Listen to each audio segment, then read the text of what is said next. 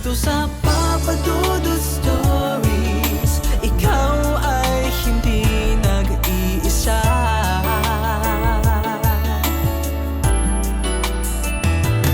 Dito sa Papa Dudut Stories, may nagmamahal sa'yo. Papa Dudut Stories, Papa Dudut Stories. Dear Papa Dudut, sa lahat po ng mga nakatutok ngayon, huwag kalimutan na mag-like, mag-share at mag-subscribe.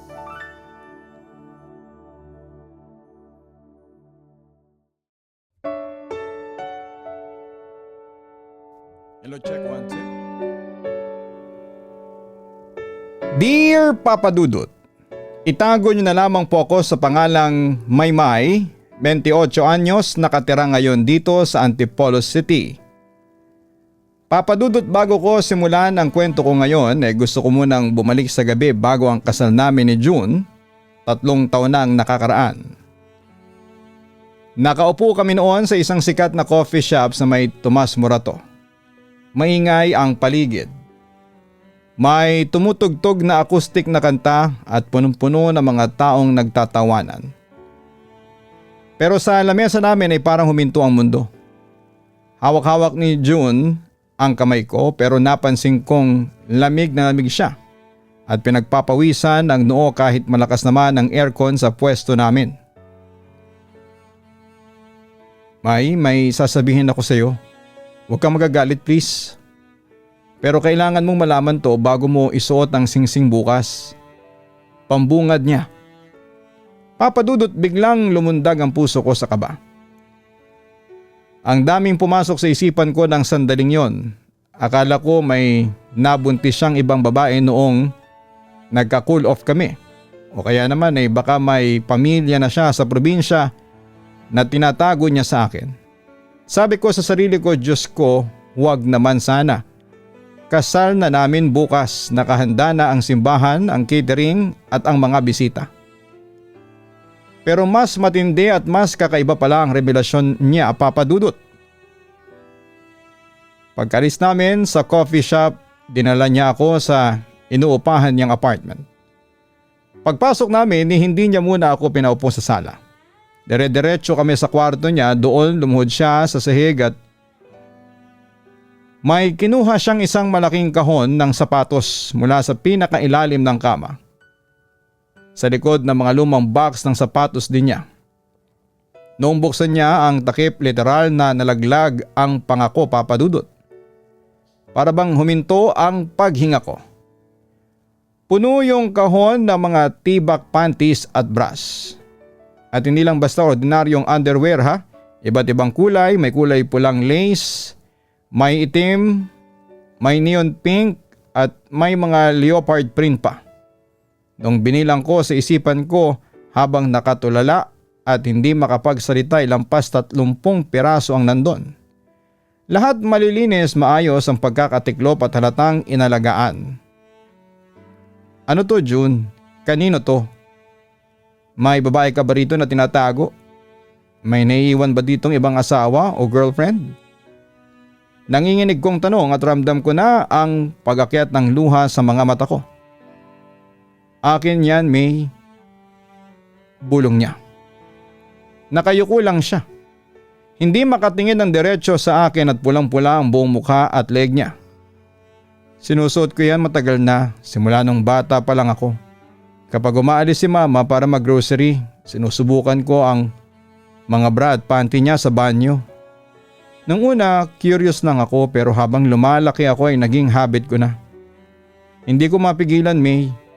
Gustong gusto ng balat ko ang pakiramdam ng tela ng underwear ng babae. Mas komportable ako kapag suot ko yan. Grabe ang pagkabigla ko, Papa Dudut. Imagine 2 taon kaming magkarelasyon. Halos magkasama araw-araw. Pero natago niya sa akin ang ganitong sikreto ng ganon katagal. Kung hindi niya pa sinabi sa akin noong gabing yon ay hindi ko malalaman sa sarili ko. Tinignan ko si June mula ulo hanggang paa habang nakaupo siya sa sahig. Alam mo Papa Dudut, napakagwapo ng husband ko para sa akin. Malakas ang dating niya sa mga babae, matangkad siya, pormado at alagang katawan dahil madalas mag-gym, may muscles siya at kitang-kita ang mga abs. Hindi siya malambot kumilos, walang kahit na anong bahid o senyales ng pagkamakla. Ang boses niya ay baritono at malalim. Sa barkada nga niya, siya pa itong tinitingalang alpha male dahil barako talaga kung umasta. Pero heto siya sa harapan ko ngayon, umiiyak, nanginginig at umaamin na mahilig siyang magsuot ng underwear ng babae. Napaka-weird talaga ng husband ko po. Hindi ako bakla, May. Lalaki ako, ikaw ang mahal ko at gusto ko makasama sa panghabang buhay. Gusto ko lang talaga ang pakaramdam ng mga tibak at bra na yan kapag nakadikit sa katawan ko. Walang ibang ibig sabihin yan. Pagmamakaawa niya habang hinahawakan ang dalawang paa ko. Dahil sobrang mahal ko siya at naisip ko na baka isang kakaibang phase o hilig lamang ito na kayang solusyonan sa pagdaan ng panahon. Napabuntong hininga na lamang ako. Umupo ako sa tabi niya at tinawakan ko ang mukha niya para patigilin siya sa pag-iyak. Sige June, tanggap kita, mahal kita. Pero pakiusap, magpapakasal tayo bukas, magkakapamilya tayo at magkakaanak. Tigilan mo na itong ginagawa mo. Itapon natin ang lahat ng ito ngayon din. Ang sabi ko sa kanya. Mabilis siyang tumango, parang nabunutan ng napakalaking tinik sa dibdib.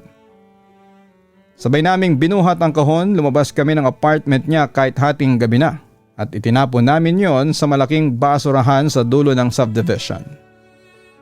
Kinabukasan natuloy ang kasal namin. Masaya ang selebrasyon. Maganda ako sa gown ko at mukhang napakasigla ni June. Lumipas sa mga buwan, naging mabuti siyang asawa at hindi nagtagal ay biniyayaan kami ng isang napaka-cute na anak.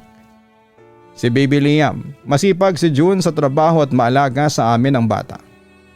Akala ko talaga Papa Dudut doon na sa basurahan na yon. Magpapatuloy ang natapos at kakaibang hilig at kabaliwan ng asawa ko. Kampante na ako na nagbago na nga siya. Pero nagkamali pala ako dahil yon pala ang simula ng mas matinding problema namin. Papa Dudut, lumipas ang mahigit isang taon na maayos ang pagsasama namin.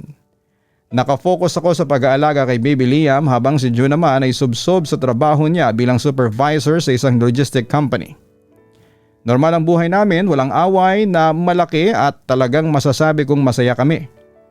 Pero nitong mga nakaraang buwan, napapansin ko na parang may kakaiba na naman sa mga kilos ng asawa ko. Lagi siyang balisa kapag may kakatok sa gate namin. Alam mo yung kapag narinig niya lamang ang busina ng motor sa Shopee o Lazada, bigla siyang natataranta. Kahit nasa gitna siya ng pag-aalaga kay Liam, o kaya kahit nakasabon pa ang buhok niya sa banyo, mabilis siyang magpapatuyo at siya mismo ang tatakbo palabas ng gate para sumalubong sa rider. Noong una hindi ko pinapansin. Ang sabi ko ay baka mga piyesa lamang ng motor niya o kaya ay mga t-shirt na pampasok sa opisina ang binibili niya online. Pero isang hapon habang mahimbing na natutulog si Baby Liam sa tabi ko, dinalaw ako ng matinding kuryosidad. Naiwan kasi ni June ang iPad niya sa kama at bihira niyang gawin yon. Dahil lagi niyang bit-bit yon kahit sa pagbabawas sa banyo. Naka-on pa ang screen at eksaktong nakabukas sa app ng online shopping. Sabi ko sa sarili ko, tingnan ko nga kung ano itong mga pinapawisan pa siyang salubungin sa gate. Papa Dudut, pagpindot ko pa lamang sa tab ng to receive at completed orders, parang umakyat lahat ng dugo ko sa ulo. Nanigas ang buong katawan ko at literal na nanghina ang mga tuhod ko habang nakaupo sa gilid ng kama. Nandun na naman Papa Dudut, malinaw pa sa sikat ng araw. May order siya na isang set ng seamless tibak panties. 5 piraso iba't ibang kulay. At hindi lang yon. May kasama pang lace bra na may push-up effect na kulay itim. Nung scroll ko pababa ang history ng mga binili niyang ito, nitong nakaraang buwan lang ay halos maiyak ako sa galit. May mga corset pa siyang in-order, may mga stockings at kung ano-anong pambabaeng underwear.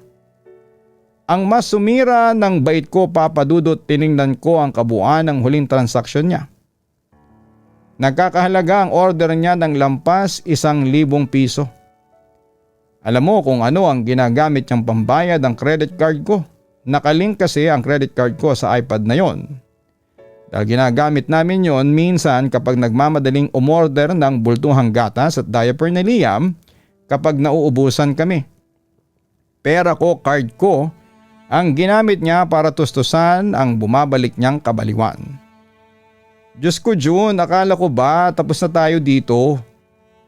Akala ko ba tinapon na natin to sa basurahan?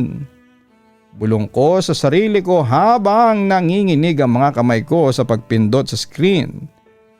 Umiyak ako ng tahimik sa tabi ng anak ko habang iniisip kung paanong nagawa sa akin ni June ito pagkatapos ng lahat ng pangako niya bago kami magpakasal.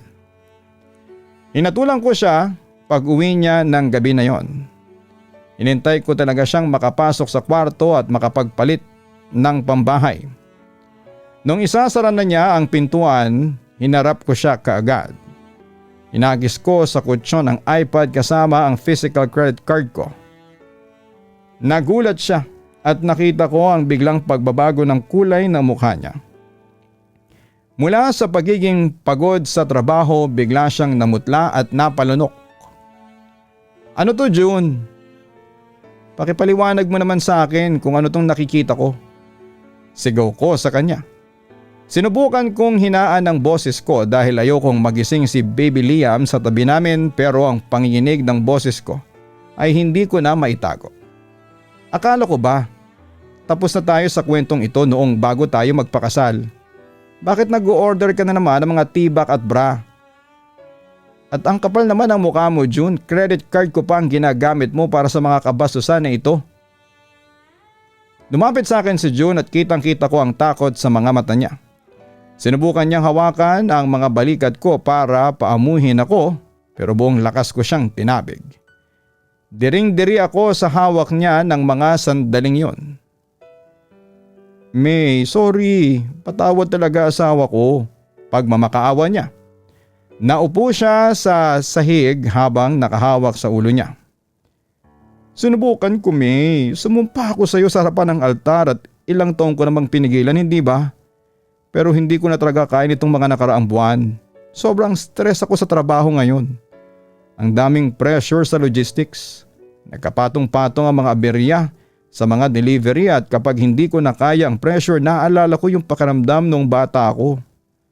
Tuwing sinusuot ko yung mga tibak sa ilalim ng slacks ko habang nasa opisina ako at may kausap na mga kliyente. Kumakalma ako. Para akong may comforting blanket na proteksyon sa labas ng mundo. Nakakadiri ka June. Ang sagwa mong pakinggan. Bulyaw ko sa kanya. Tuluyan nang nagunahan ang mga luha ko sa pisngi. Imagine ang gwapo mo, ang tikas mo, may abs ka pa nga, may bigote ka, tapos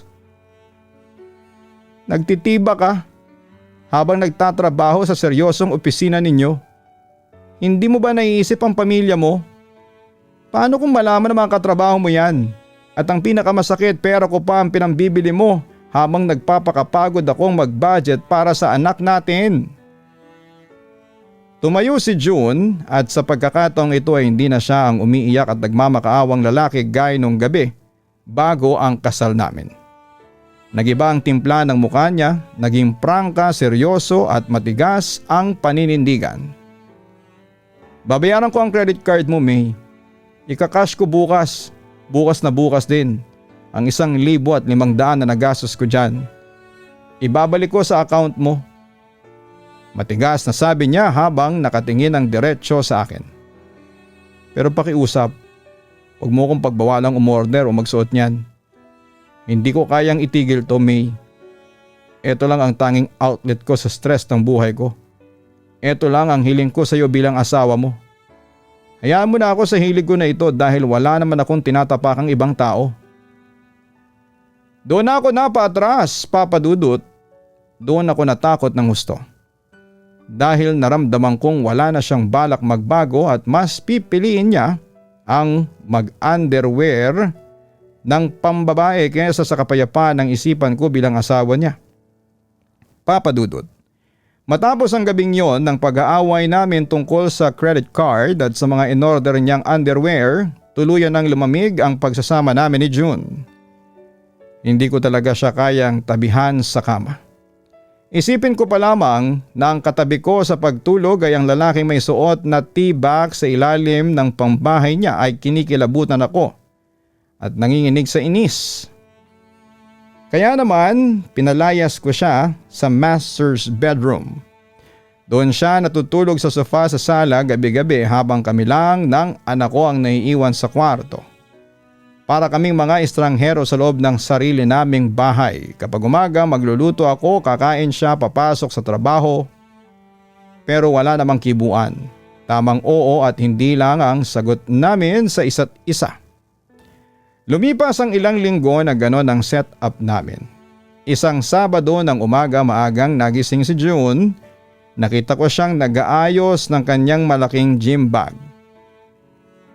Isinasalansan niya doon ang kanyang sapatos, pamalit ng t-shirt at tumbler ng tubig. May alis muna ako ha. May lalaruin kaming basketball tournament sa opisina ngayon. Baka hapon o gabi na ako makauwi kasi ipakain daw si boss pagkatapos ng laro. Sabi niya sa akin habang isinasabit ang bag sa balikat niya. Sige. Maikli at walang kagana-gana kong sagot habang nagtitimpla ng gatas ni Liam. Hindi ko man lang siya tinignan ng diretsyo sa mata. Noong marinig ko ang pagsasara ng gate, nakahinga ako ng maluwag. Mas gusto ko pang wala siya sa bahay kasi nababawasan ng bigat sa dibdib ko. At dahil weekend at walang pasok ay naisipan kong maglinis ng buong bahay para naman maiba ang iniisip ko. At hindi ko maisip ang mga problema namin. Pinaliguan ko muna si Baby Liam, pinakain at inayaang ko muna siyang maglaro ng mga blocks niya sa may playpen sa sala. Nagumpisa akong mag-alikabok, magpunas ng mga bintana at huling bahagi ang pagwawalis at pagmamap. Noong nasa sala na ako ay lumapit ako sa sofa kung saan natutulog si June nitong mga nakaraang linggo. Itanabi ko muna ang mga unan at kumot na ginagamit niya pagkatapos ay yumuko ako para walisin ang ilalim ng sofa dahil alam kong madalas mag-ipon ng alikabok doon. At habang sinusundot ko ang tingting ng walis, may naramdaman akong humarang. May tunog na pumapalag na papel. Inabot ko ng kamay ko at nung mahila ko palabas ay napatitig ako. Isang maliit, makintab at mamahaling paper bag mula sa isang sikat na brand ng lingerie sa mall. Yung tindahan na kulay pink at talagang pambabae lang ang binibenta. Kinabahan kaagad ako. Sabi ko bumili na naman siya. At talagang nag-mall pa siya para dito. Dinala ko ang paper bag sa ibabaw ng hapagkainan para tignan ang laman. Nang buksan ko ay bumulaga sa akin ang isang pulang tibak panty. Gawa ito sa mamahaling silk. May kaunting lace sa gilid at talagang napaka-sexy ng disenyo. Pero Papa Dudut, noong iangat ko na sana ang panty para itapon sa basurahan, may kakaibang amoy na humalik sa ilong ko. Napatigil ako. Nilapit ko ang tela sa mukha ko at nasinghot ko ang malalim na amoy. Papa Dudut, hindi ito amoy ng bagong tela na galing sa plastic o sa tindahan. At lalong hindi ito amoy ng sabong panlaban na ginagamit ko sa bahay. Amoy ito ng pabango ng babae. Isang matamis, matapang at mamahaling amoy ng vanilla at mga bulaklak. Yung tipong pabango na ginagamit kapag may night out o may pupuntahang date.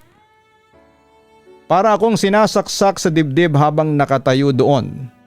Pero hindi pa doon natapos ang gulat ko. Noong baliktarin ko ang panty para tignan ang tatak ay napansin ko ang bandang gilid ng garter.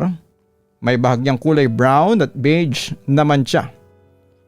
Make-up, foundation ng babae, malinaw na malinaw, papadudot na ang panty na ito ay naisuot ng isang tao at ang taong yon ay may kolorete sa muka at may mamahaling pabango sa katawan. Nabitawan ko ang pulang tela. Sa ibabaw ng lamesa. Biglang umikot ang buong paningin ko at parang gusto kong masuka sa halo-halong emosyon. Diyos ko, June! Naiiyak kong bulong habang nakahawak sa sumasakit kong sentido. Doon pumasok ang pinakamatinding takot at hinala ko bilang asawa. Sabi ni June sa akin kaya siya bumibili ng mga tibak at bra ay dahil fetish niya ito. Dahil gusto niyang suotin mula pa noong bata siya at dahil stress reliever niya ito sa opisina. Pero paano nagkaroon ng amoy ng pabango ng ibang babae ang isang ito at paano nagkaroon ng mantsa ng makeup? Hindi naman nagmi-makeup si June kapag pumapasok sa trabaho at lalong hindi ganon katamis ang amoy ng pabango niya. Biglang nagbago ang takbo ng utak ko, Papa Dudut. Naalala ko lahat ng sinabi niya. Nag-order ako kasi na-stress ako sa trabaho. Paano kung ginagawa lang niyang palusot ang kwentong fetish para pagtakpan ang isang matinding katotohanan? Paano kung hindi naman talaga siya ang nagsusuot ng mga binibili niyang underwear gamit ang credit card ko? Paano kung may kinakasama siyang ibang babae sa labas, isang kabit at ang mga tibak at bra na yon ay regalo niya rito?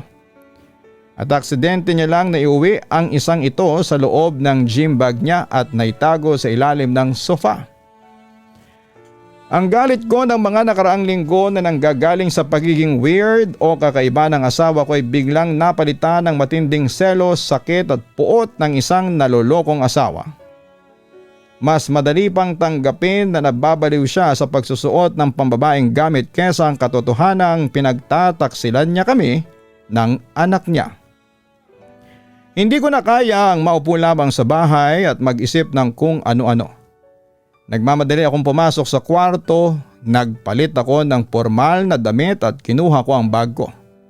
Binuhat ko si Baby Liam at mabilis akong lumabas ng bahay. Dinala ko muna si Liam sa biyanan ko, ang nanay ni June na nakatira lamang sa kabilang kalye sa loob din ng subdivision. Ma, kayo munang magbantay kay Liam ha. May bibilhin lang ako sa labas na importante.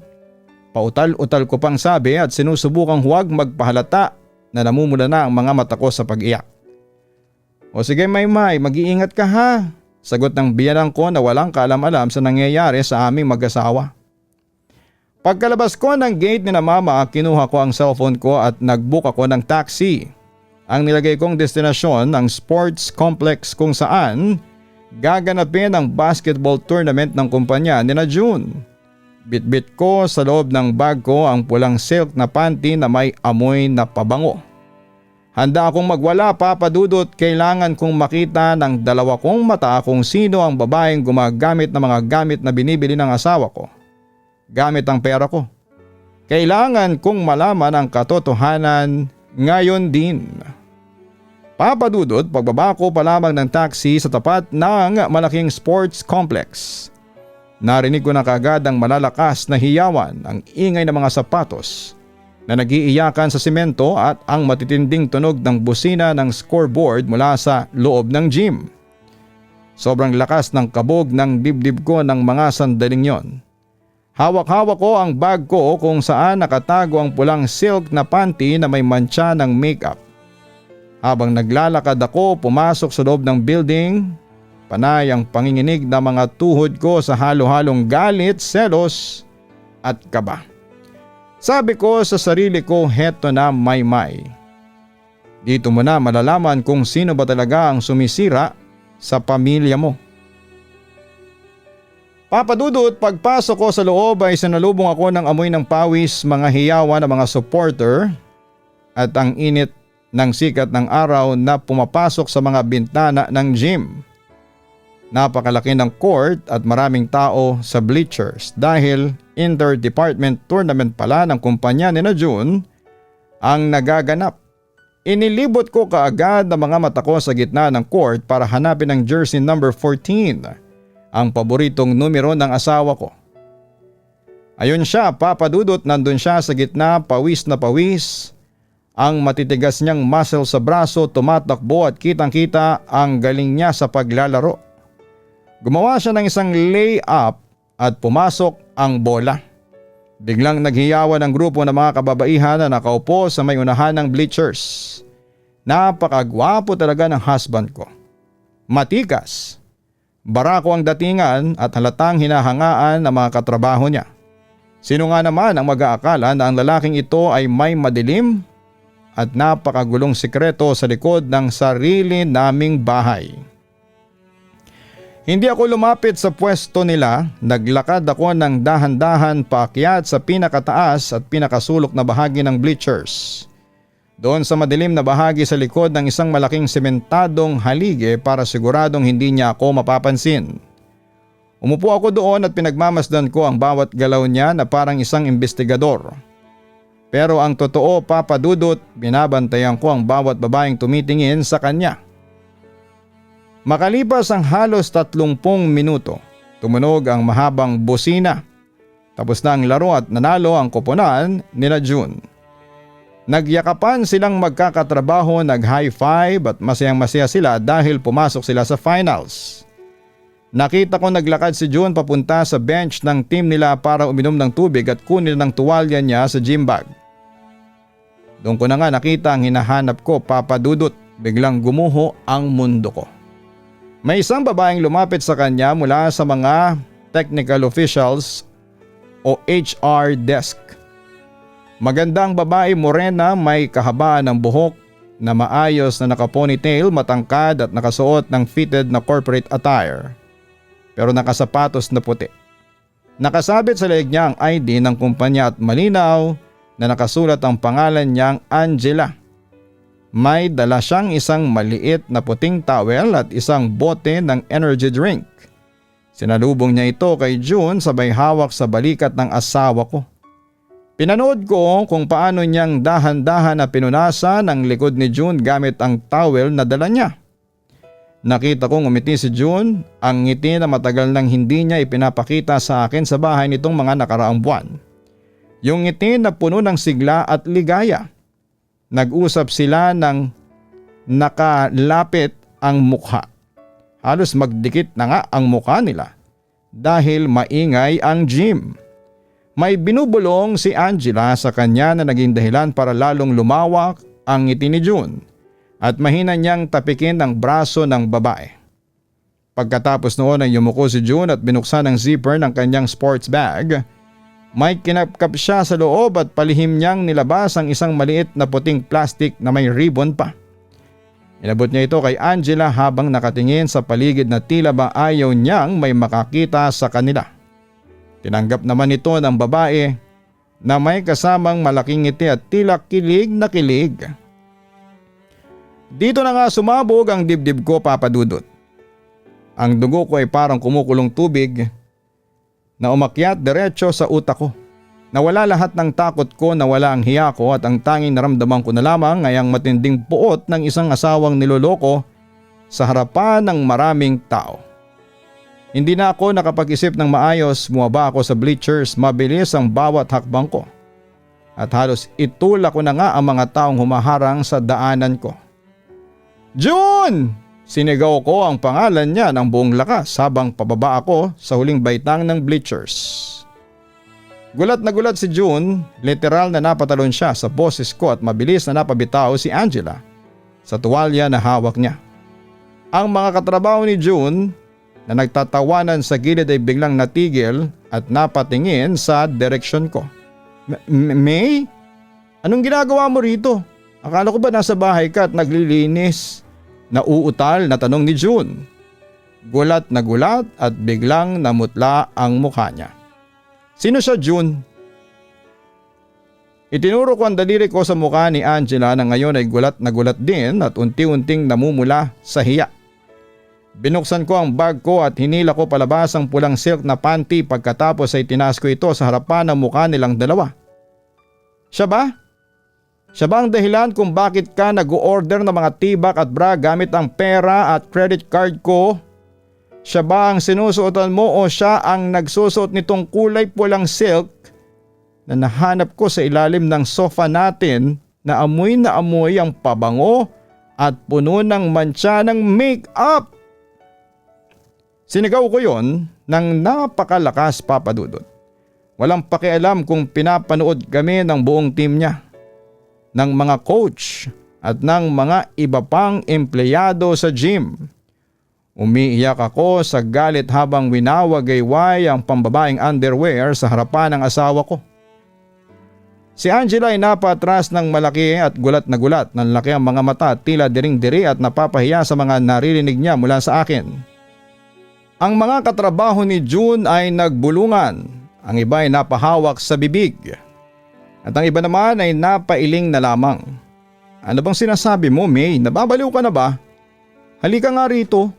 Namumulang galit na bulong ni June habang marahas niyang hinahawakan ang braso ko para hilahin ako palabas ng gym. Pero bago pa kami tuluyang makahakbang paalis ng bench, narinig kong sumigaw si Angela sa likod namin. Puno ng galit at nanginginig ang boses sa kahihiyan. Sir June, anong ibig sabihin nito? Bakit nadadamay ang pangalan ko sa mga underwear na yan? Ayusin niyo ang pamilya ninyo, nakakabastos kayo.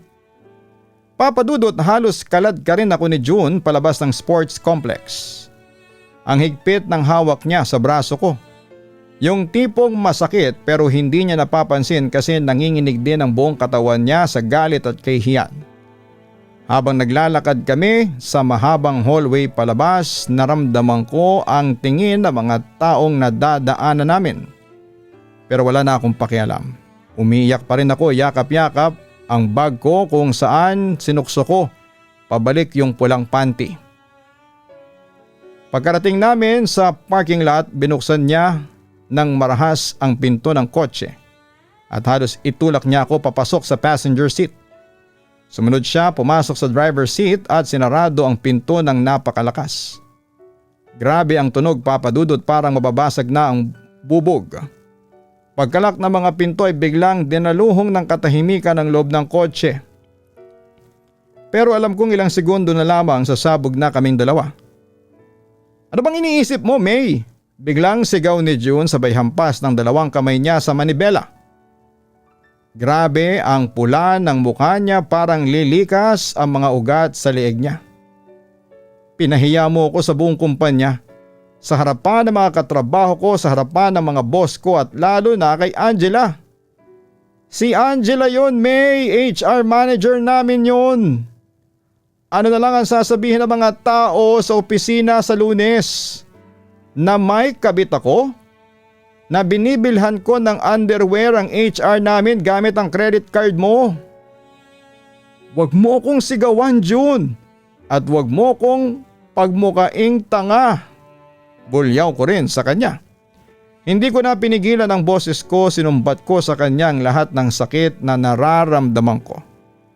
Nahanap ko ang pulang panty na yan sa ilalim ng sofa kung saan ka natutulog. Amoy na amoy ang pabango ng babae at may mantsa pa ng make-up. Paano mo maipapaliwanag yon, ha? At nakita ko kayo ng dalawang mata ko na pinupunasan kanya ng tuwalya. Nagbubulungan kayo tapos may palihim ka pang binigay na plastic sa kanya. Kung hindi mo kabit yan, bakit ganyan kayo kasweet? Bakit may pambabaeng underwear na may dumi sa ilalim ng higaan mo? Huminga ng malalim si June. Humawak siya sa manibela. Dang-dahang isinubsob ang mukha niya sa kanyang mga palat. Akala ko ay magpapatuloy siya sa pagsigaw pero laking gulat ko nang marinig ko ang mahinang hikbi niya, Papa Dudut. Umiiyak ang asawa ko, ang maskulado, matigas at barakong si June. na hinahangaan sa basketball court ay biglang gumuho sa harapan ko. Yung iyak niya katulad nung iyak niya noong gabi bago kami magpakasal. Yung iyak ng isang taong huling-huli at takot na takot. May, makinig ka muna sa akin please. Basag ang boses na pakiusap niya habang pinapahira ng luha sa pisngi niya. Kaya may amoy ng pabango at mantsa ng makeup ang panty na yon. Dahil ako ang nagsuot nun. Ako, May, hindi ibang babae. Napatigil ako. Parang biglang nawala ng hangin sa loob ng kotse. Anong sabi mo? Tanong ko. Parang biglang nabingi ang mga tenga ko. Nung gabing nag-away tayo tungkol sa credit card, nung pinalayas mo ko sa kwarto at sinabi mong diring-diri ka sa akin, doon ako natulog sa sala. Patuloy niya. Hindi pa rin tumitingin ng diretso sa akin. Sobrang bigat ng dibdib ko noon, May. Pakiramdam ko, galit na galit sa akin ang buong mundo, pati ang asawa ko. Kaya nung hating gabi nung tulog na kayo ni Liam, pumasok ako sa banyo sa labas. Sinuot ko yung pulang silk na panty. Nakadarating lang galing sa online order. Napalunok ako at nakatitig lamang ako sa profile na mukha niya habang patuloy siyang nagsasalita. Hindi lang yun ang ginawa ko. May sobrang stress ko. At iyak ako ng iyak nun. Kaya binuksan ko yung cabinet sa banyo. Nandun yung mga lumang makeup mo na hindi mo na ginagamit mula nung mga naka. Kinuha ko yung foundation mo, sinubukan ko mag-makeup sa harapan ng salamin. Gusto ko lang makita ang ibang tao sa salamin. Gusto kong takasan ang sarili kong pagkatao kahit sandali lang. At yung pabango mo yun, May. Yung paborito mong vanilla at flower scent, spray ko yun sa katawan ko. At sa tela para kahit papaano ay maramdaman kong andyan ka pa rin sa tabi ko. Na hindi mo ako tuluyang tinatakwil kahit galit ka sa akin. Kaya may mantsa at may amoy yun. Pagkatapos kong mag-ayos, natakot ako na baka magising ka at makita mo ako sa banyo. Kaya nagmamadali ako magpalit at pinunasan ko ang mukha ko. At sinukso ko muna yung panty sa ilalim ng sofa. Nakalimutan ko nang kunin. Papadudot, pakiramdam ko ay binuhusan ako ng isang balding yelo. Nanigas ang buong katawan ko sa mga narinig ko. Ang buong akala ko ay normal na pagtataksi lang ang kinakaharap ko. Na may ibang babae siya na may kalandian siya sa opisina, mas madali sanang tanggapin yon, Papadudot, dahil alam ko kung paanong magalit. Alam ko kung paanong mag-impake ng gamit at alam ko kung paanong makipaghiwalay sa lalaki ng bababae. Pero ang katotohanan ay mas malalim pala, mas masalimuot at mas mahirap intindihin. Ang asawa kong may abs, ang asawa kong barako ay nagmi-make-up at nagsusuot ng tibak sa banyo habang umiiyak dahil sa stress at dahil sa takot na maiwan ko. Yung binigay mo kay Angela kanina, pautal-utal kong tanong. Sinusubukan kong dugtungan ang mga natitirang piraso ng puzzle sa utak ko. Ano yung naka-plastic? Mabilis na lumingon si June sa backseat at kinuha ang kanyang sports bag. Binuksan niya ang zipper at may nilabas siyang isang brown na envelope na galing sa loob ng plastic na binalik sa kanya ni Angela kanina bago kami umalis. Inabot niya ito sa akin. Tingnan mo, May, buksan mo. Ang sabi niya. Nang buksan ko ay nakita ko ang mga papeles para sa HMO o health insurance ni Baby Liam mula sa kumpanya nila. May mga nakasulat doon na dependent details at may perma ni June sa ibaba. Si Angela ang HR manager namin, di ba? Paliwanag ni June habang pinupunasan ang kanyang ilong. May binago kasi akong detalye sa insurance ni Liam para mas lumaki ang coverage niya kapag nagkasakit. Nung isang linggo pa niya sa akin hinihingi yan. Kaya kanina pagkatapos ng laro lumapit siya sa akin para kunin ang permadong form dahil ipapasa na raw niya sa Lunes sa main office. Yun ang laman ng plastic na binigay ko sa kanya, May. Walang underwear, walang regalo, walang kabit. Trabaho lang lahat yun. At kaya niya ako pinunasan ng tuwalya dahil friendly lang talaga si Angela sa lahat ng player ng team. Lalo na't siya ang head ng sports committee ng opisina ngayon. Napatulala ako sa mga hawak kong papel. Nakita ko ang pangalan ng anak ko. Liam Alejandro, tama si June, walang ibang babae, walang kabit. Napaupo ako ng maayos sa upuan ng kotse, napatingin na lamang ako sa labas ng bintana kung saan ay unti-unti nang dumidilim ang paligid ng parking lot. Ang gulo, Papa Dudut. Ang gulo-gulo ng utak ko at ng puso ko. Lahat ng galit at selos na nararamdaman ko kanina habang sumasakay ako ng Grab ay biglang napalitan ng isang malaking katanungan at matinding bigat sa dibdib. Paano ko haharapin ang ganitong klaseng asawa? Ano ang gagawin ko ngayon? Papa Dudut, napakahaba at napakatahimik ng biyahe namin pauwi mula sa sports complex. Walang nagsasalita sa aming dalawa sa loob ng kotse at tanging naririnig lang namin ay ang mahinang ugong ng aircon at ang tunog ng wiper dahil biglang umambon sa labas. Nakatingin lamang ako sa bintana, pinapanood ang mga ilaw ng mga sasakyan at mga poste sa daan habang ang utak ko naman ay parang isang sirang plaka na paulit-ulit na pinapatugtog ang mga salita ni June sa utak ko. Ako ang nagsuot nun, May. Sinusubukan kong mag-makeup sa harapan ng salamin. Noong makarating kami sa tapat ng bahay, pinarada ni June ang kotse, hindi pa man niya pinapatay ang makina. Binuksan ko na ang pinto. Kukunin ko muna si Liam sa mama mo.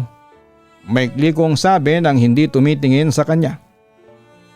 Naglakad ako papunta sa bahay ng biyanang ko sa kabilang kalye. Pagpasok ko roon ay nakita ko si Baby Liam na masayang naglalaro sa sahig habang nanonood ng TV ang lola niya. Sinubukan kong ngumiti at magpanggap na walang nangyari. Pinasalamatan ko si mama, binuhat ko na ang anak ko at bumalik na kami sa bahay. Pagpasok ko sa sala, nakita ko si June na nakaupo na sa sofa. Ang mismong sofa kung saan ko nahanap ang pulang panty. Nakapagpalit na siya ng damit, hindi na siya naka-jersey kundi nakapantalo na lamang at simpleng t-shirt na kulay itim. Mukha siyang pagod na pagod at bagsak na bagsak ang mga balikat. Dinala ko muna si Baby Liam sa loob ng master's bedroom. Pinainom ko siya ng gatas, binihisa ng pantulog at tinintay kong humimbing ang pagpapahinga niya. Noong masigurado kong tulog na ang anak ko, dahan-dahan kong sinarado ang pinto ng kwarto at lumabas ako sa sala para harapin ang asawa ko. Naupo ako sa isang solong sofa na katapat niya. Doon ko napansin na nakalagay na sa ibabaw ng maliit na mesa sa gitna namin ang iPad niya, ang credit card ko at ang pulang silk panty. Inihanda na niya ang lahat, tila ba naghihintay na lamang siya ng hatol ko. Tumingin sa akin si June, namumugto pa rin ang mga mata niya. May, panimula niya. Nanginginig ang boses. Alam kong hindi mo to kaya. Alam ko kung gaano kabigat at kadiri para sa iyo ang nalaman mo ngayon. Kung sa tingin mo ay hindi mo na kayang makisama sa isang katulad ko ay hindi kita pipigilan.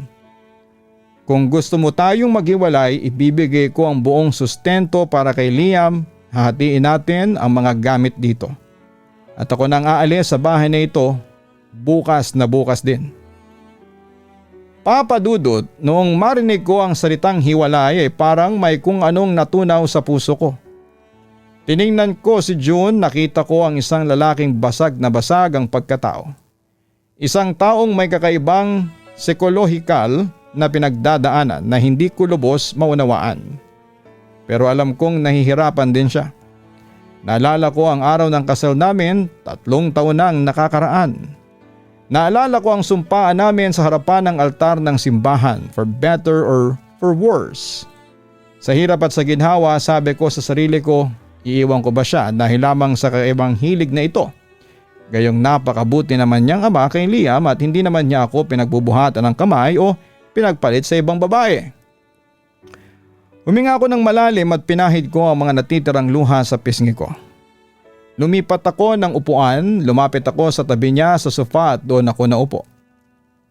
June, panimula ko. Pinilit kong gawing kalmado ang boses ko. Hindi ko masasabing matatanggap ko to bukas, sa susunod na linggo o sa susunod na buwan. Napakahirap para sa akin bilang asawa mo na makita ka sa ganyang kalagayan. Tuwing titingnan kita, magtatalo ang puso at isipan ko. Pero hindi rin kita kayang iwan ng gano'n na lang dahil lang sa nagkamali ka at dahil may kakaiba kang hilig. Pamilya tayo, June, at mahal kita. Nakita kong napatingin sa akin si June at may halong gulat at tila hindi makapaniwala sa mga naririnig niya. Pero pagpapatuloy ko. Tinaas ko ang daliri ko para ipakita ang seryoso kong paninindigan. May mga mahigpit akong kondisyon. Una, hindi mo na gagamitin ang credit card ko o kahit na anong pera na nakalaan para sa pamilya natin para sa mga online order mo ng mga pambabaeng underwear. Ang pera ng pamilya ay para sa bahay, sa pagkain at sa kinabukasan ni Liam lang. Pangalawa ay kailangan nating magpatingin sa isang eksperto, sa isang psychologist o marriage counselor. Hindi dahil sa tingin ko ay baliw ka o nasisiraan ng bait, kundi dahil kailangan natin ng tulong mula sa mga taong may alam kung paano ba i-manage yang sinasabi mong matinding stress at yang tinatawag mong cross-dressing tendency ng hindi nasisirang pagsasama natin. Tumango-tango si June, mabilis parang isang bata na nakikinig sa mga bilin ng magulang. At higit sa lahat, June, sabi ko habang hinahawakan ang dalawang kamay niya. Huwag mo nang gagawin yan sa likod ko. Kung darating ang araw na sa tingin mo ay sasabog ka na sa stress, sa opisina at kailangan mo nang magsuot niyan para kumalma, sabihin mo sa akin, huwag mo kong ituring na parang kalaban, estranghero o pulis sa sarili nating pamamahay.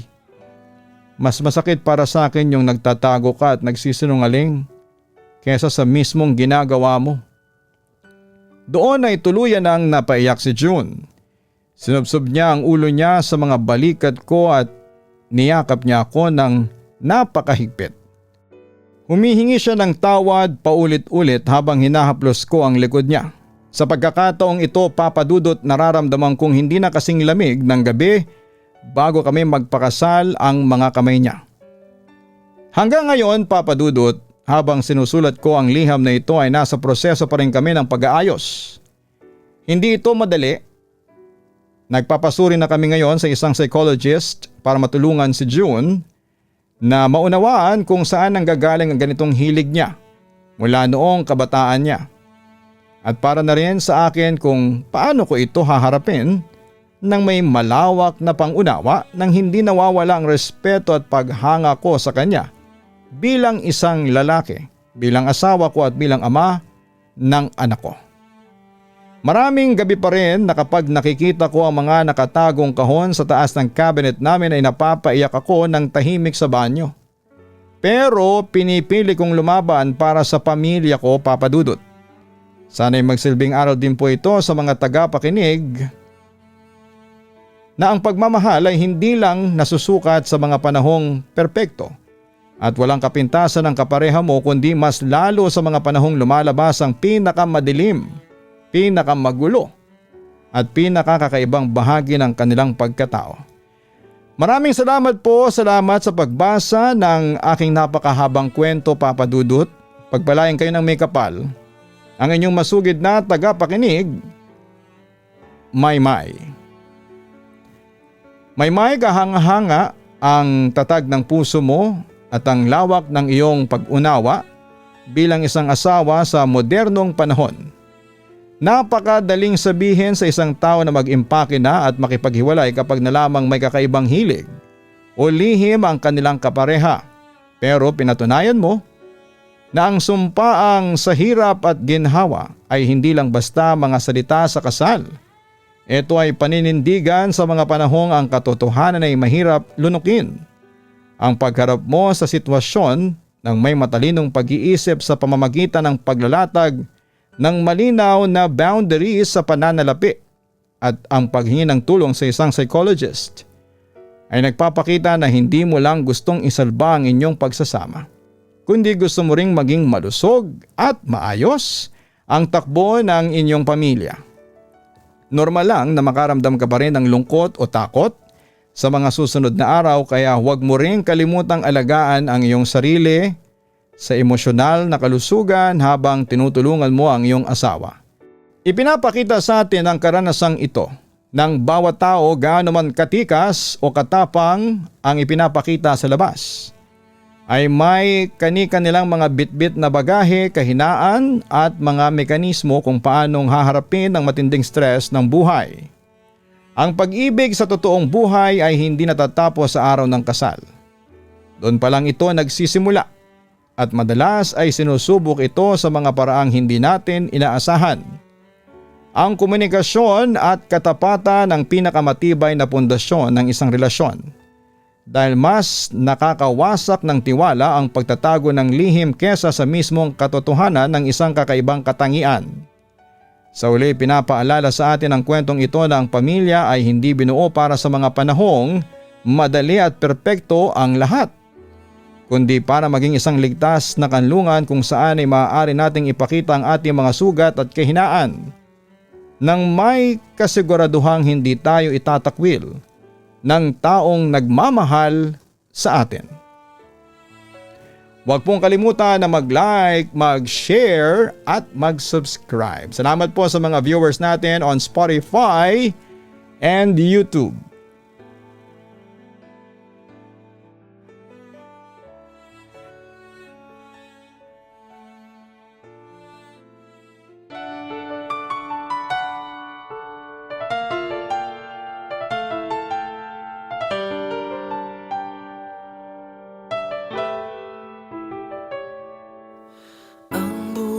Ay mahiwaga, laging may lungkot at saya. Sa Papa Dudut Stories, laging may karamay ka.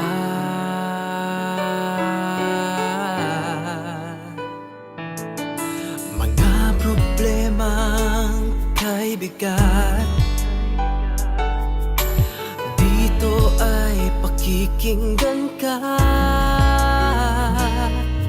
Sa Papa Dudut Stories, kami ay iyong kasama.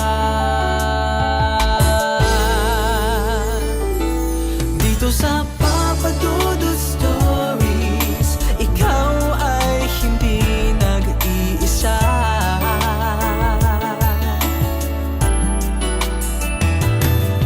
Sa Papa Dudut Stories, may nagmamahal sa'yo.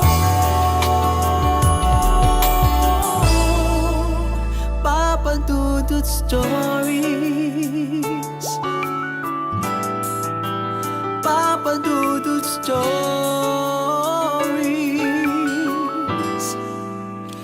Papa Dudut Stories.